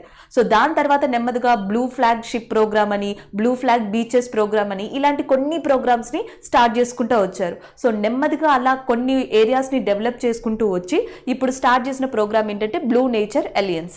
అయితే మనం ఏం గుర్తుపెట్టుకోవాలి, బ్లూ నేచర్ అలయన్స్ అనేది దేనికి సంబంధించింది అంటే సముద్రాలని కాలుష్యం నుంచి కాపాడడం కోసం స్టార్ట్ చేసిన ప్రోగ్రామ్గా గుర్తుపెట్టుకోవాలి. సో మొట్టమొదటిగా ఎన్ని ఏరియాలని దీంట్లోకి తీసుకున్నారు అంటే 18 మిలియన్ స్క్వేర్ కిలోమీటర్. దీనిని ఏ కాంటినెంట్తో కంపేర్ చేశారంటే సౌత్ అమెరికా. సో ఇవి మనం గుర్తుపెట్టుకోవాల్సింది. అయితే సౌత్ అమెరికా కాంటినెంట్ ఇక్కడ వచ్చింది కాబట్టి ప్రపంచంలోనే లాంగెస్ట్ మౌంటైన్స్ అంటాం, హైయెస్ట్ మౌంటైన్స్ అంటే ఎవరెస్ట్, లాంగెస్ట్ అతి పొడవైన పర్వతాలు వచ్చేసి యాండీస్. The longest mountains in the world is యాండీస్ and located in south America. అవి సౌత్ అమెరికాలోనే ఉన్నాయి. దాంతోపాటు ప్రపంచంలోనే one of the important largest river అంటాం, అతిపెద్ద నది, that river name is Amazon. So ప్రపంచంలో అతి పెద్ద నది అయిన అమెజాన్ రివర్ కానీ అమెజాన్ ఫారెస్ట్ కానీ మనకి ఎక్కడ ఉన్నాయంటే సౌత్ అమెరికాలోనే ఉన్నాయి. So that is about blue nature alliance. So next current affair, Covaxin is in news. So రీసెంట్గా ICMR, Indian council of medical research, so Indian council of medical research రీసెంట్గా ఒక ప్రెస్ నోట్ని రిలీజ్ చేసింది. అదేం చెప్తుందంటే కోవాక్సిన్ అనేది ఏ కైండ్ ఆఫ్ స్ట్రెయిన్కి అయినా సరే so ఎగ్జాక్ట్గా పనిచేస్తుంది, అంటే ఆల్మోస్ట్ పనిచేస్తుంది అని చెప్పేసి ఎఫెక్టివ్గా న్యూస్ని రిలీజ్ చేశారు. సో సివియర్గా మనం ఇప్పుడు సెకండ్ ఫేజ్లో ఎక్కువగా కోవిడ్ కేసెస్ని, కోవిడ్ డెత్స్ని చూస్తున్నాం ఆల్మోస్ట్. అండ్ సెకండ్ థింగ్ ఏంటంటే జనరల్గా ఫస్ట్ ఫేజ్కి సెకండ్ ఫేజ్కి మెయిన్ డిఫరెన్స్ ఏంటంటే ఎక్కువగా అందరూ మాట్లాడుకునేది మ్యూటెంట్స్ గురించి. డిఫరెంట్ వేరియబుల్ స్ట్రెయిన్స్ అనేవి ఇండియాలోకి ఎంటర్ అయ్యాయి. సో కొన్ని వ్యాక్సిన్స్ వర్క్ అవుతున్నాయి, కొన్ని వ్యాక్సిన్స్ వర్క్ కావట్లేదు, లేక్ ఆఫ్ ఆక్సిజన్ అనేది ఉంది, సో మాస్క్ సరిగ్గా పెట్టుకోవట్లేదు, lot of things are there. ఈ అన్ని విషయాల వల్ల మనం నెంబర్ ఆఫ్ డెత్స్ అనేవి కల్లారా చూస్తున్నాం. ఏజ్తో కరెక్ట్గా సంబంధం లేకుండా, ఈ ఏజ్ అండ్ ఆ ఏజ్ అని లేకుండా పర్టికులర్గా చాలామంది పీపుల్ చనిపోవడం జరుగుతుంది. ఈ నేపథ్యంలో గవర్నమెంట్ ఆఫ్ ఇండియా సో రోజుకొక పద్ధతితో, రోజుకొక స్టేట్మెంట్తో ముందుకు వస్తుంది. మొన్నటికి మొన్న జనరల్గా ఆక్సిజన్ గురించి ఒక స్టేట్మెంట్ని పాస్ చేసింది. ప్రధానమంత్రి కేర్ ఫండ్ నుంచి మేము ఆక్సిజన్ని సప్లై చేస్తాము అని చెప్పేసి. సో నెక్స్ట్ రోజు వచ్చేసి మళ్ళీ మనకి ఇంకొక డిఫరెంట్ స్కీమ్తో ముందుకు వచ్చింది. సో దానికి సంబంధించి ఏంటంటే ఈ రైల్వే శాఖ ఈ ఆక్సిజన్కి సంబంధించి లిక్విడ్ ఆక్సిజన్ని మేము కావాల్సిన స్టేట్స్కి గ్రీన్ కారిడార్ అనే పద్ధతితో మేము సప్లై చేస్తామని చెప్పడం జరిగింది. తర్వాత తెలంగాణ లాంటి ప్రాంతాల్లో కొన్ని ప్రాంతాల్లో నైట్ కర్ఫ్యూని విధించడం జరిగింది. సో ఢిల్లీ లాంటి ప్రాంతాల్లో ఆల్మోస్ట్ 7 డేస్కి లాక్డౌన్ విధించారు. ఢిల్లీ లాంటి యూనియన్ టెరిటరీస్లో, కేంద్రపాలిత ప్రాంతాలలో జనరల్గా మనకి ఒక కొత్త సర్వీస్ని కూడా లాంచ్ చేశారు, ఒక కొత్త యాప్ని. అదేంటంటే మనకి హోమ్ ఐసోలేషన్లో ఉన్న పేషెంట్స్ని హాస్పిటల్స్ వరకు ట్రావెల్ చేయడం కోసం ఒక ట్రావెల్ ఫెసిలిటీని కూడా కల్పించడం జరిగింది. లాక్డౌన్ 1, లాక్డౌన్ 2లో చూస్తే జనరల్గా అంటే సెకండ్ ఫేజ్లో చూస్తే సో మన దగ్గర ఎక్కువ ఎక్విప్మెంట్స్, టెక్నాలజీ అండ్ అవేర్నెస్ ఉన్నాయి, కానీ కావాల్సినంత లేవు అనేది ఇప్పుడున్న one of the main thing. So దానికి చెక్ పెట్టాలంటే మనకున్నది వ్యాక్సిన్ ఒకటే. ఇండియాలో ఇప్పుడు మనం ప్రస్తుతం యూజ్ చేస్తున్నవి 2 వ్యాక్సిన్స్, ఒకటి కోవాక్సిన్ అండ్ రెండోది వచ్చేసి కోవిషీల్డ్. సో కోవిషీల్డ్ని సెరమ్ ఇన్స్టిట్యూట్ దాంట్లో భాగంగా మనం యూజ్ చేయడం జరుగుతుంది. కోవాక్సిన్ వచ్చేసి హైదరాబాద్కి చెందిన భారత్ అండ్ బయోటెక్ అనేది మ్యానుఫ్యాక్చర్ చేస్తుంది. సో ఈ సినారియోలో ICMR రీసెంట్గా ఏం చెప్పిందంటే కోవాక్సిన్ ఏ స్ట్రెయిన్ అయినా సరే సో దాన్ని తట్టుకోగలదు, ఒకవేళ వచ్చిన ఇన్ఫెక్షన్ అనేది అంతగా ఉండదు కోవాక్సిన్ వల్ల. అండ్ సెకండ్ ఇంకొకటి వచ్చేసి మనకి కోవాక్సిన్ అనేది మనుషులకే కాదు యానిమల్స్కి కూడా వర్క్ అవుతుంది అని చెప్పేసి ఈ న్యూస్లో రిలీజ్ చేయడం జరిగింది. దాంతోపాటు మహారాష్ట్ర ఇప్పుడు డెడ్లీ జోన్లో ఉంది కాబట్టి మహారాష్ట్రలోని హఫ్కిన్ అనే ఇన్స్టిట్యూట్కి, హఫ్కిన్ అనే ల్యాబొరేటరీకి రీసెంట్గా సెంట్రల్ గవర్నమెంట్ ఈ భారత్ అండ్ బయోటెక్ మ్యానుఫ్యాక్చర్ చేసే కోవాక్సిన్ యొక్క మెయిన్ రైట్స్ని కానీ లేకపోతే కోవాక్సిన్ యొక్క మెయిన్ ఇన్ఫర్మేషన్ కానీ పాస్ చేయడం జరిగింది. So this is about that Covaxin అని చెప్పొచ్చు. సో దీంతోపాటు మనం గుర్తుపెట్టుకోవాల్సింది ఏంటంటే ఆల్రెడీ మనకి మ్యూటెంట్స్లో చాలా వేరియంట్స్ ఉన్నాయి. సో కోవిడ్కి సంబంధించి డబుల్ మ్యూటెంట్స్ అనేవి ఇప్పటికీ మనకి యూరప్లో ఒకటి, నెక్స్ట్ బ్రెజిల్ ప్రాంతాల్లో కనిపిస్తాయి. మీకు బ్రెజిల్లో డబుల్ వేరియంట్ అనేది కనిపించింది. సో దానికి బ్రెజిల్ వేరియంట్ అని పేరు పెట్టారు. ఇలాంటివి కూడా కోవాక్సిన్ తట్టుకోగలదు అని చెప్పి న్యూస్ రావడం జరిగింది. అయితే రీసెంట్గా నిన్న బెంగాల్ ప్రాంతంలో ఇంకొక వేరియంట్ని కనిపెట్టారు, అది ట్రిపుల్ మ్యూటెంట్గా ఉంది. సో దాని పేరు వచ్చేసి B.1.618గా పెట్టారు. దాన్నే బెంగాల్ వేరియంట్ అంటున్నారు. సో బ్రెజిల్ వేరియంట్లో మనకి 2 రకాల కొత్త స్ట్రెయిన్స్ కోవిడ్ వైరస్కి సంబంధించినవి కనిపిస్తాయి.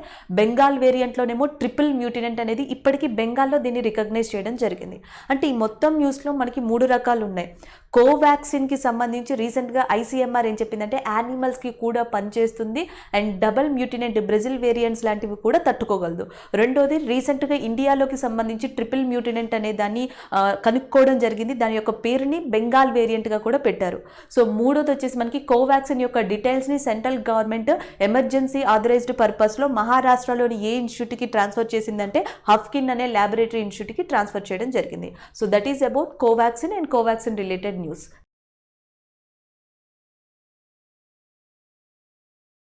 సో నెక్స్ట్ న్యూస్లో ఉన్న బుక్ చూద్దాం, బుక్ అండ్ ఆథర్. సో మనకి బుక్ పేరు వచ్చేసి Indus basin. So Indus basin అనే బుక్ని ఎవరు రాశారు అంటే ఉత్తమ్ కుమార్ సిన్హా.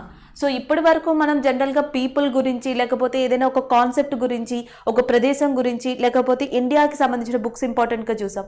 అయితే ఉత్తమ్ కుమార్ సిన్హా ఈయన చాలా డిఫరెంట్ ఆథర్ అని చెప్పాలి. ఎందుకంటే ఈయన రాసేవన్నీ కూడా ఆల్మోస్ట్ పాలిటిక్స్కి సంబంధించి ఉంటాయి. అవి కూడా ఏ పాలిటిక్స్ అంటే ఏషియన్ పాలిటిక్స్, ఆసియా ఖండానికి సంబంధించిన పొలిటికల్ విషయాలని తన బుక్స్ రూపంలో చెప్పడమే ఈయన యొక్క స్పెషాలిటీ. ఆయనే ఉత్తమ్ కుమార్ సిన్హా. సో ఆయన రాసిన బుక్ వచ్చేసి మనకి a history of territory and politics from the Alexander to the Nehru book. ఈ ఇండస్లో ఏం రాశారు అంటే అలెగ్జాండర్ టైం నుంచి ఆల్మోస్ట్ నెహ్రూ దాకా ఎలాంటి హిస్టరిక్ ఇన్సిడెంట్స్ అనేవి ఈ ఇండస్ రివర్ దగ్గర జరిగాయి అని చెప్పేసి ఆ మేజర్ ఈవెంట్స్ అన్నిటినీ కూడా ఇండస్ బేసిన్ అనే రూపంలో రాయడం జరిగింది ఉత్తమ్ కుమార్ సిన్హా.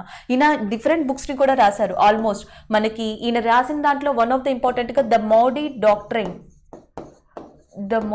డాక్ట్రైన్ అనే బుక్ కూడా famous. And as well as hydro politics అని ఇంకో బుక్ ఉంది, హైడ్రో పాలిటిక్స్ ఆఫ్ ఏషియా.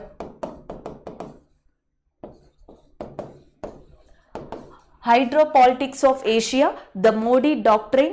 ఈ బుక్స్ అన్ని కూడా మనకి ఉత్తమ్ కుమార్ సిన్హా రాయడం జరిగింది. అంటే ఇక్కడ మనం గుర్తుపెట్టుకోవాల్సింది ఏంటంటే ఇండస్ బేసిన్ యొక్క మెయిన్ థీమ్ ఏంటి అంటే almost Alexander to and Jawahar Lal నెహ్రూలో జరిగిన మెయిన్ ఇన్సిడెంట్స్ ఇండస్ దగ్గర ఏం జరిగాయో అవన్నిటినీ కూడా ఉత్తమ్ కుమార్ సిన్హా తన బుక్లో వివరించారు. అండ్ ఏ థీమ్తో అంటే history of territory and politics from the Alexander to Jawahar Lal Nehru అని. ఈయన రాసిన బుక్స్లో చాలా ఫేమస్గా the Modi doctrine and hydro political of Asia అని చెప్పొచ్చు. ఇప్పటికీ అలెగ్జాండర్ టు జవహర్ లాల్ నెహ్రూ అన్నారు, కానీ నెహ్రూ తర్వాత కూడా ఇంకా మన దగ్గర ఈ ఇండస్ ఇన్సిడెంట్స్ అనేవి ఆగిపోలేదు. సో భారతదేశానికి ఇండియాకి మధ్యలో మనకంటూ ఒక ఒప్పందం ఉంది, దాన్ని ఇండస్ వాటర్ ట్రీటీ అంటాం, సింధు నది ఒప్పందం. సో ఈ సింధు నది ఒప్పందం అనేది ఏ సంవత్సరంలో జరిగిందంటే 1960, 1960లో ఇండియాకి అండ్ పాకిస్తాన్కి మధ్య కూడా జరిగింది. అంటే జవహర్ లాల్ నెహ్రూ తర్వాత కూడా సో మనకి సీక్వెల్ కాన్సిక్వెన్సెస్, పరిణామాలు అనేవి సో ఇక్కడ జరుగుతూనే ఉన్నాయి, జరుగుతూ ఉంటున్నాయి కూడా. So that is about Indus and Indus regarding area. అయితే జవహర్ లాల్ నెహ్రూ కూడా చాలా బుక్స్ రాశారు. సో దాంట్లో వన్ ఆఫ్ ద ఇంపార్టెంట్ బుక్గా ఏం చెప్పొచ్చు అంటే గ్లిమ్స్ ఆఫ్ వరల్డ్ హిస్టరీ. ఆ గ్లిమ్స్ ఆఫ్ వరల్డ్ హిస్టరీ అనే బుక్ని రాసింది కూడా జవహర్ లాల్ నెహ్రూనే. So that is about the Indus basin. So next current affair. So వాటర్లో ఉన్న పర్సన్స్ అంటే ఇంపార్టెంట్ పర్సన్స్, అపాయింట్మెంట్స్ కానీ సో లేకపోతే రీసెంట్గా వాళ్ళు చనిపోయిన పర్సన్స్ ఎవరైనా ఉంటే, మరణించిన పర్సన్స్ ఉంటే వాళ్ళ గురించి డిస్కస్ చేద్దాం. సో ఫస్ట్ వచ్చేసి శాంకా ఘోష్ ఈ పాసెస్ ఇవి. బెంగాల్కి చెందిన చాలా ప్రముఖ పోయెట్ వచ్చేసి ఆయన పేరు శాంకా ఘోష్. సో రీసెంట్గా శాంకా ఘోష్ మరణించారు కొన్ని COVID-19 రిలేటెడ్ ఇష్యూస్ వల్ల. So that's why it is in news. ఆయనకి భారతదేశంలోనే one of the important awards అయిన Jnanpith award and Sahitya Akademi award కూడా లభించాయి. అవి ఏ బుక్స్కి లభించాయి అనేది చూద్దాం. సో 2016లో జ్ఞానపీఠ అవార్డు అనేది మనకి మూర్ఖ బారా సంజిక్ నై. సో మూర్ఖ బారా సంజిక్ నై అనే బుక్కి గాను 2016లో జ్ఞానపీఠ అవార్డు అనేది వచ్చింది. నెక్స్ట్ 1977లోనే ఈయనకి సాహిత్య అకాడమీ అవార్డు అనేది వచ్చింది. సో దేనికంటే బాబరర్ ప్రార్థన. సో బాబరర్ ప్రార్థన అనే బుక్కి సాహిత్య అకాడమీ అవార్డుని 1960లోనే అందుకున్నారు. 2016లో జ్ఞానపీఠ అవార్డుని మూర్ఖ బారా సంజిక్ నై అనే బుక్కి అందుకున్న వ్యక్తి మనకి శాంకా ఘోష్. అంటే ఎగ్జామ్ పాయింట్ ఆఫ్ వ్యూలో శాంకా ఘోష్ ఇటీవల మరణించారు. ఆయన ఏ ప్రాంతానికి చెందిన వ్యక్తి అంటే బెంగాల్. ఆయన యొక్క ఫీల్డ్ ఏంటి అంటే ఆయన పోయెటా, రైటరా, డైరెక్టరా అని అడిగితే ఈయన బెంగాల్కి చెందిన ప్రముఖ కవి, పోయెట్ అని గుర్తుపెట్టుకోండి. ఆయనకి ఈ కింది వాటిలో ఏ అవార్డ్స్ వచ్చాయి, భారత్ రత్న, పద్మవిభూషణ్, పద్మభూషణ్ ఇట్లా అడిగితే ఆయనకి ముఖ్యంగా 2 అవార్డ్స్ రావడం జరిగింది. ఒకటి వచ్చేసి మనకి జ్ఞానపీఠ అవార్డు వచ్చింది అండ్ రెండోది వచ్చి సాహిత్య అకాడమీ. దేనికి సంబంధించి ఏమంటారు సాహిత్యానికి సంబంధించిన అవార్డ్స్ వచ్చాయి. సో దానితో పాటు ఈయనకి 2011లో పద్మభూషణ్ అనే అవార్డు కూడా వచ్చింది. అంటే ఈయన జీవితకాలం మొత్తంలో 3 హైలైట్స్ ఉన్నాయి. జ్ఞానపీఠ అవార్డు, సాహిత్య అకాడమీ అవార్డు, పద్మభూషణ్ అవార్డు అందుకున్న వ్యక్తి. సో ఈయన బెంగాలీ పోయెట్. అయితే ఇక్కడ మనకి జ్ఞానపీఠ అవార్డు గురించి మాట్లాడుతున్నారు. 2016లో జ్ఞానపీఠ అవార్డు అనేది మూర్ఖ బారా సంజిక్ నై అనే బుక్ ద్వారా ఈయనకు వచ్చింది. అలాగే భారతదేశంలో మొట్టమొదటిగా జ్ఞానపీఠ అవార్డుని అందుకున్న వ్యక్తి ఎవరు అంటే శంకర్ కురూప్. వీళ్ళిద్దరి పేర్లు కొంచెం దగ్గరగా ఉంటాయి. శాంకా ఘోష్, ఈయనకి ఎప్పుడు వచ్చింది అంటే 2016లో వచ్చింది జ్ఞానపీఠ అవార్డు అనేది. కానీ మొట్టమొదటిగా వచ్చింది శంకర్ కురూప్కి అనే పర్సన్కి మనకి మొట్టమొదటి జ్ఞానపీఠ అవార్డు రావడం జరిగింది. అయితే రీసెంట్గా జ్ఞానపీఠ అవార్డు ఎప్పుడు వచ్చిందంటే 2019లో ఇచ్చారు, దాని తర్వాత ఇవ్వలేదు. 2019లో జ్ఞానపీఠ అవార్డు వచ్చింది ఎవరికంటే అక్కితం అచ్యుతం నంబోత్రి.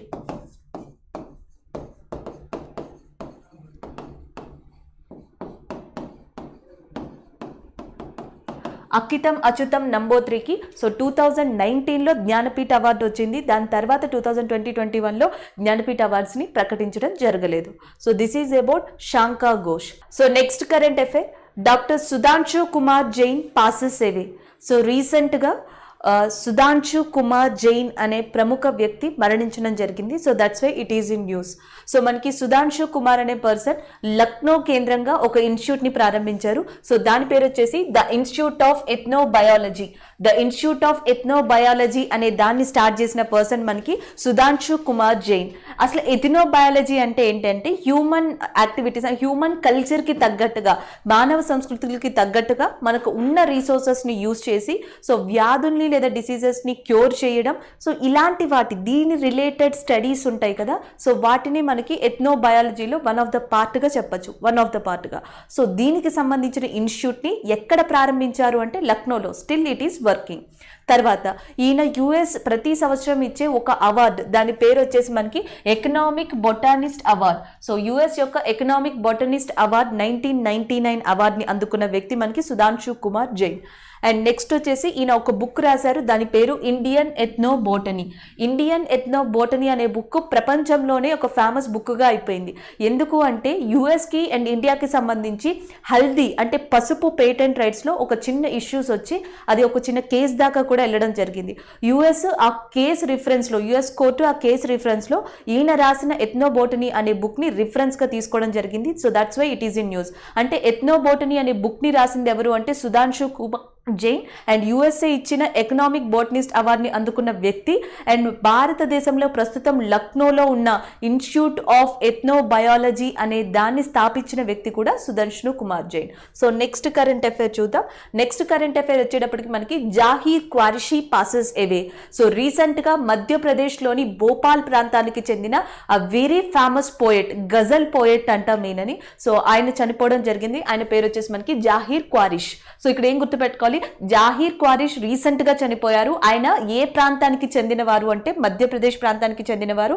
ఆయన ఏ రంగానికి చెందినవారు అంటే పోయెట్. అండ్ ముఖ్యంగా గజల్స్ లాంటి వాటిని రాయడంలో ఈయన చాలా ఫేమస్ పర్సన్ గా చెప్పొచ్చు. అయితే ఈయన రాసిన కొన్ని గజల్స్ ని ఇక్కడ జస్ట్ రిఫరెన్స్ గానే చూస్తున్నాం. ఎగ్జామ్ పాయింట్ ఆఫ్ వ్యూలో ఈయన ఏ ప్రాంతానికి చెందినవారు, ఏ ఫీల్డ్ కి చెందినవారు సరిపోతుంది.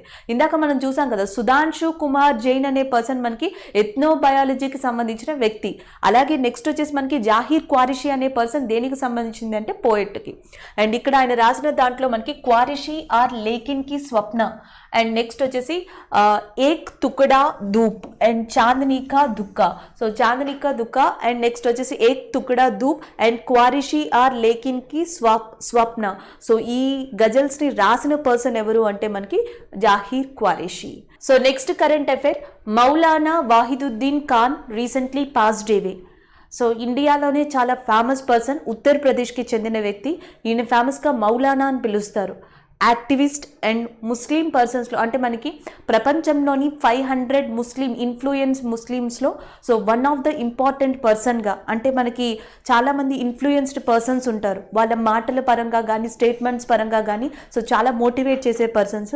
ఆ 500 ముస్లిం ఇన్ఫ్లుయెన్స్లో వన్ ఆఫ్ ద ఇంపార్టెంట్ పర్సన్గా మౌలానా, ద గ్రేట్ మౌలానా వాహిదుద్దీన్ ఖాన్ని చెప్తారు. ఈయన కోవిడ్ ఇష్యూస్ వల్ల రీసెంట్గా చనిపోయారు. ఈయన చనిపోక ముందరే government of India so Padma Vibhushan అనే అవార్డుని కూడా ప్రకటించడం జరిగింది. అంతకు ముందరే ఈయన పద్మభూషణ్ అనే అవార్డుని 2000 ఇయర్లో తీసుకోవడం జరిగింది. ఈయన ఖురాన్కి సంబంధించిన కొన్ని ఇంపార్టెంట్ స్టేట్మెంట్స్ని కమెంటరీ రూపంలో రాయడం, వాటిని తిరిగి ఇంగ్లీష్లోకి ట్రాన్స్లేట్ చేసి సో వాటిని మిగతా ప్రపంచానికి చెప్పే దిశలో కృషి చేసిన వన్ ఆఫ్ ద వ్యక్తిగా మౌలానాని చెప్పొచ్చు. అంటే జనరల్గా చూస్తుంటే మనకి మౌలానా కానీ సో నెక్స్ట్ వచ్చేసి మనకి అంతకు ముందర చూసిన ఇద్దరు పర్సన్స్ కానీ కోవిడ్ రిలేటెడ్ ఇష్యూస్తోనే చనిపోవడం జరిగింది. వీళ్ళందరూ కూడా భారతదేశంలోని వివిధ రంగాలకి చెందిన ప్రముఖ వ్యక్తులుగా చూడొచ్చు. So next current affair, oxygen tank leak. So రీసెంట్గా ఒక ఇన్సిడెంట్ అని మీరు అనుకోవచ్చు, లేకపోతే కరెంట్ అఫైర్ రిలేటెడ్గా కూడా దీన్ని తీసుకోవచ్చు. సో నార్మల్ దృష్ట్యా అసలే సెకండ్ ఫేజ్లో మనం చాలా ఇబ్బందుల్లో ఉన్నాం. One of the thing lake of oxygen. So దాంట్లో మళ్ళీ ఇంకొక ట్రాజిడిక్ ఇన్సిడెంట్ అని చెప్పొచ్చు. మహారాష్ట్రలోని నాసిక్ డిస్ట్రిక్ట్లో డాక్టర్ జాకీర్ హుసేన్ హాస్పిటల్లో సో ఆక్సిజన్ లీక్ అవడం వల్ల ఆల్మోస్ట్ 24 పేషెంట్స్ చనిపోవడం జరిగింది. ఇంకా చాలామంది పేషెంట్స్ కూడా ఇప్పుడు డేంజర్ జోన్లో ఉన్నారు. ఇంకొక ఇంపార్టెంట్ థింగ్ ఏంటంటే వీళ్ళందరూ కూడా ఆల్రెడీ కోవిడ్ ఎఫెక్టెడ్ పేషెంట్సే. అండ్ ఇక్కడ ఈ ఇన్సిడెంట్ కోవిడ్ని పక్కన పెడితే గ్యాస్ లీకేజెస్ అని చెప్పచ్చు. ఇండియాలో గ్యాస్ లీకేజెస్ ఇన్సిడెంట్స్ అనేవి కొత్త కాదు. అండ్ నెక్స్ట్ వచ్చేసి ఇవి చాలా తక్కువ ఇంపాక్ట్తో జరిగేవి కాదు. ఇండియాలో ఎప్పుడు జరిగినా ఇవి చాలా ఎక్కువ ఇంపాక్ట్తోనే జరుగుతున్నాయి. ఫర్ ఎగ్జాంపుల్ 1983-84 1983-84 మధ్యలో మనకి Bhupal gas tragedy. So Bhupal gas tragedy టైంలో మనకి మిథైల్ ఐసోసైనేట్ మిక్ అనేది ఆల్మోస్ట్ 150 టన్స్ వాల్యూస్తో రిలీజ్ అయ్యింది. అండ్ చాలామంది వేల మంది చనిపోయారు అండ్ వందల మంది ఇప్పటికీ ఎఫెక్ట్ అవుతా ఉన్నారు ఆ ఏరియాలో. సో అది ఒక ఇన్సిడెంట్ అని చెప్పొచ్చు. రీసెంట్గా లాస్ట్ టైం లాక్డౌన్ టైంలో వైజాగ్లోని ఎల్జీ పాలిమర్స్లో జరిగిన styrene gas, LG polymers company విశాఖపట్నంలో స్టైరిన్ గ్యాస్ లీకేజ్ వల్ల అక్కడ చాలామంది ప్రాణాలు కోల్పోయారు అండ్ చాలామంది ఎఫెక్ట్ అయ్యారు. అండ్ థర్డ్ ఇన్సిడెంట్ ఇండియాలో గ్యాస్ లీకేజెస్లో వర్స్ట్ ఇన్సిడెంట్గా చెప్పొచ్చు ఆక్సిజన్ ట్యాంక్ లీక్. ఇది సో ఎక్కడ జరిగింది అంటే డాక్టర్ జాకీర్ హుసేన్ హాస్పిటల్లో జరిగింది. సో ఇన్ని జరిగినా సరే మనం ఇంతకీ కూడా ఇప్పటికీ ఇలాంటి వాటిని ప్రివెంట్ చేయలేకపోతున్నాం ఆన్ ద ఎమర్జెన్సీ ఆథరైజ్డ్ పర్పస్లో. సో అది ఒక బాధాకరమైన విషయం అని చెప్పొచ్చు. బట్ ఏదేమైనప్పటికీ మనం దీన్ని ఏ పాయింట్ ఆఫ్ వ్యూలో ఎగ్జామ్లో చూడాలి అంటే this is a category of gas leakages అని చెప్పొచ్చు, లేదా industrial accidents, medical industrial accidents కోవలో దీన్ని చూడొచ్చు. అలా భారతదేశంలో ఇప్పటికీ మేజర్గా 3 ఇన్సిడెంట్స్ జరిగాయి. ఒకటి మధ్యప్రదేశ్లో మిథైల్ ఐసోసైనేట్ లీక్ అవడం వల్ల, అండ్ ఆంధ్రప్రదేశ్లో రీసెంట్గా మనకి స్టైరిన్ అనే గ్యాస్ లీక్ అవడం వల్ల, అండ్ నెక్స్ట్ నాసిక్లో ఈ రీసెంట్గా మనకి ఆక్సిజన్ ట్యాంక్ లీక్ వల్ల మరణాలు సంభవించాయి అండ్ పీపుల్ కూడా సఫర్ అవ్వడం జరిగింది. సో నెక్స్ట్ స్పోర్ట్స్ కరెంట్ అఫైర్కి సంబంధించింది. ఆల్రెడీ దీని గురించి మనం డిస్కస్ చేసుకున్నాం కూడా. 2021 ఏషియన్ రెస్లింగ్ ఛాంపియన్షిప్ ఈ సంవత్సరం కజకిస్తాన్లో జరిగాయి. దానికి సంబంధించిన డీటెయిల్స్ ఇవి. ఆల్రెడీ మనం ఇండియన్ ప్లేయర్స్ ఎట్లా దాంట్లో మనకి ప్లే చేశారు, ఎవరు గోల్డ్ మెడల్స్ గెలుచుకున్నారు, ఎవరు రికార్డ్ సృష్టించారు, వినేష్ ఫోగొట్టా కానీ, సో నెక్స్ట్ వచ్చేసి దివ్యా కర్ణ కానీ, నెక్స్ట్ వచ్చేసి మనకి ఇంపార్టెంట్ పర్సన్స్ అన్షు మాలిక్, వీళ్ళందరి గురించి కూడా మనం డిస్కస్ చేసుకోవడం జరిగింది. అయితే ఇండియా ఓవరాల్ పర్ఫార్మెన్స్ ఇక్కడ చూద్దాం. రీసెంట్గా 2021 ఆసియా రెస్లింగ్ ఛాంపియన్షిప్ ఏ కంట్రీలో జరిగిందో గుర్తుపెట్టుకోవాలి. కజకిస్తాన్ అనే ఏరియాలో జరిగింది. దీనికి సంబంధించి ఇండియా ఓవరాల్గా ఎన్ని మెడల్స్ని గెలుచుకుంది అంటే 14 మెడల్స్ని గెలుచుకుంది. దీంట్లో 5 గోల్డ్ మెడల్స్ ఉన్నాయి అండ్ 3 సిల్వర్ మెడల్స్ ఉన్నాయి, 6 బ్రాంజ్ మెడల్స్ ఉన్నాయి. అంటే ఓవరాల్ పర్ఫార్మెన్స్లో మనకి ఫస్ట్ ప్లేస్లో ఉన్న కంట్రీ వచ్చేసి ఏది అంటే ఇరాన్, అండ్ సెకండ్ ప్లేస్లో ఉన్న కంట్రీ వచ్చేసి కజకిస్తాన్, అండ్ థర్డ్ ప్లేస్లో ఉన్న కంట్రీ వచ్చేసి ఇండియా. అయితే మనం ఏం గుర్తుపెట్టుకోవాలి అంటే ఇటీవల ఏషియన్ రెస్లింగ్ ఛాంపియన్షిప్ అనేది ఏ కంట్రీలో జరిగింది అంటే కజకిస్తాన్. ఇండియా యొక్క ప్లేస్ ఎంత అంటే థర్డ్, లేదా టాప్ కంట్రీ ఏది అంటే that is nothing but Iran is a top country. ఇవి మనకి ఇంపార్టెంట్ న్యూస్గా చెప్పొచ్చు. So next current affair, Uma Chigurupati is in news. రీసెంట్గా ఉమా చిగురుపాటిని FICCI లేడీస్ ఆర్గనైజేషన్ ఇన్ హైదరాబాద్కి చైర్మన్గా నియమించడం జరిగింది. ఒకసారి ఇదేంటో చూద్దాం. మీరు ఫస్ట్ గుర్తుపెట్టుకోవాల్సింది FICCI లేడీస్ ఆర్గనైజేషన్కి చైర్మన్గా నియమించిన వ్యక్తి ఎవరు అంటే ఉమా చిగురుపాటి. FICCI అంటే అర్థం ఏంటంటే federation of Indian chamber of commerce and industry. Federation of Indian chambers of commerce and industry అనేది దీని యొక్క అర్థం. Federation of Indian commerce,